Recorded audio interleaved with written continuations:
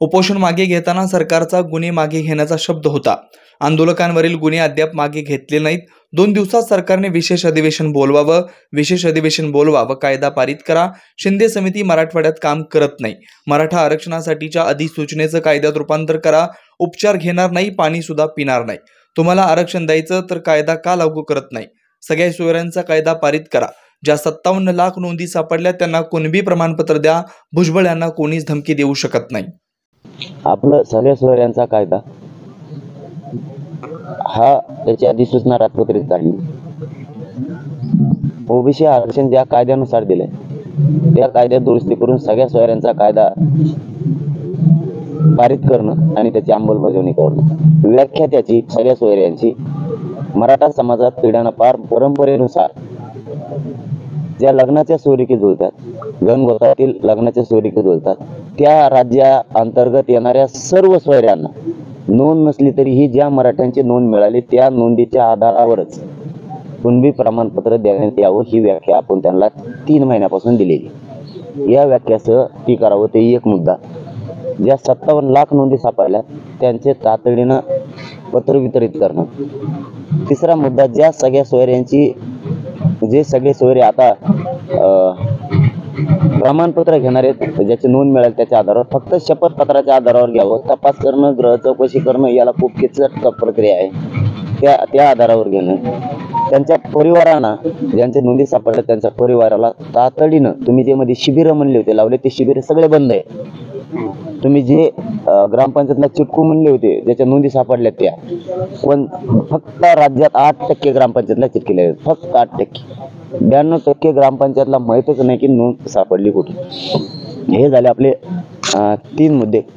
आपला अंतरवालीसह राज्यातले सगळे गुन्हे मागे घेण्याचं इथं त्या आलेल्या 7चे 7 मंत्र्यांना उपोषण सोडताना शब्द दिलेला आहे आणि त्यांच्यावर विश्वास ठेवून आपल्या मीडिया त्यावेळी साक्षीला आहे बांधव सगळे की त्यांनी तो शब्द दिला होता। त्याची प्रक्रिया आणखी सुरू झालेली नाही। हैदराबादचं गॅजेट सुद्धा ते घेऊ म्हणले होते।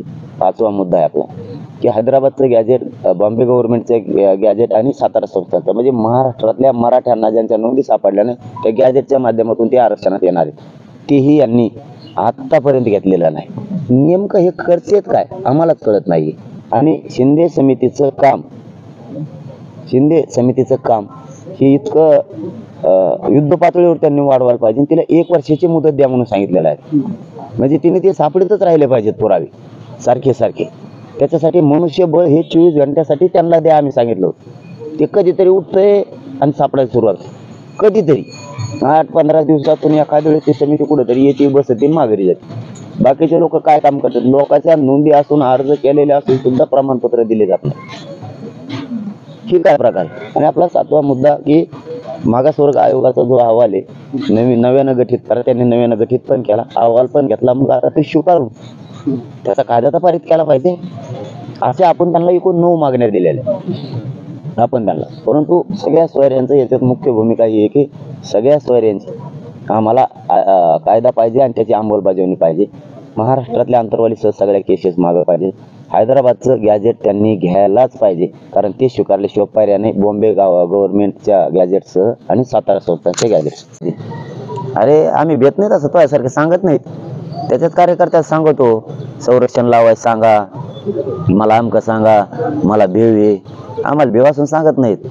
आम्हाला 7 वेळेस असंच घडलेलं आहे, तरी आम्ही सांगितलं ना सरकारला। काल त्या साल्हेर किल्ल्यावर सुद्धा काय आम्हाला माहित होतं ना, आमच्या गाडीवर कोणाचा टेम्पो आला, आम्ही सांगितलं का संरक्षण लावा का काही घातपाताचा प्रकार होता। असलं तुझ्यासारखं भंगार चाळे नाही करत आम्ही खेटतो त्याला।